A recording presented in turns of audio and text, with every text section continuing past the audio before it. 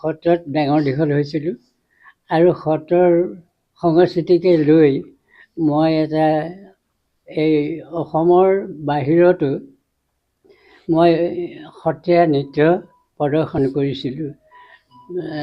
প্ৰয়াত মণিৰাম দত্ত বৰবায়ন তেখেত মোৰ গুৰু আৰু তেখেতৰ মই শিষ্যত্ব লাভ কৰি বিভিন্ন সময়ত মই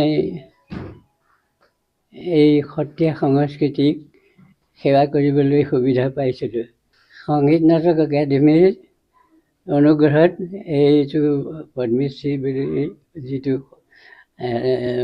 উপাধি আহিছে সেইটো মই গ্ৰহণ কৰিছোঁ আৰু সেইটো পাই মই নিজকে ধন্য বুলি ভাবিছোঁ।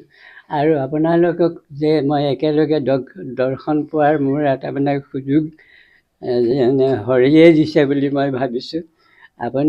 আপোনালোক হৰিৰ সেৱক, আপোনালোক এইবিলাক আপোনালোকে বুটলি কেটলি আৰু নি সমাজত আপোনালোকে প্ৰতিষ্ঠা কৰিছে আৰু আপোনালোকৰ জীৱন আমাতকৈ বহুত ধন্য বুলি ভাবিছোঁ।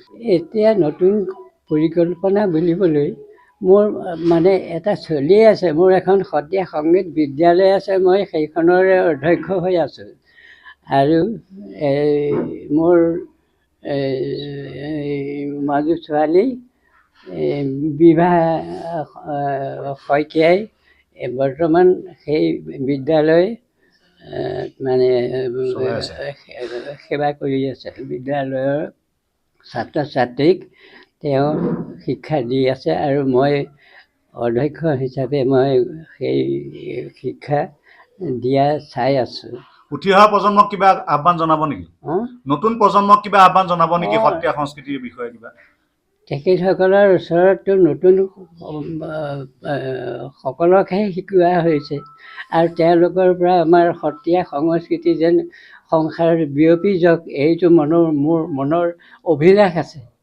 এই অভিলাষটো মোৰ যেন পূৰণ হয়, সেইটো হৰিয়ে যেন মোক সেইকণ সহায় কৰক। সেইটো মোৰ অন্তিম সময়টো যেন মই সেইটো আশা লৈয়ে মই পাৰ হৈ যাব লাগিব। বয়স কিমান হৈছে এতিয়া আপোনাৰ? বয়স এতিয়া 96 চলি আছে। 96। আপুনি বিচৰা বাতৰি পাব কেৱল নিউজ 18 এপত। নিউজ 18 এপ ডাউনলোড কৰিবলৈ স্কেন কৰক এই QR কোড। গুগল প্লে ষ্টৰতো পাব এই নিউজ 18 এপ।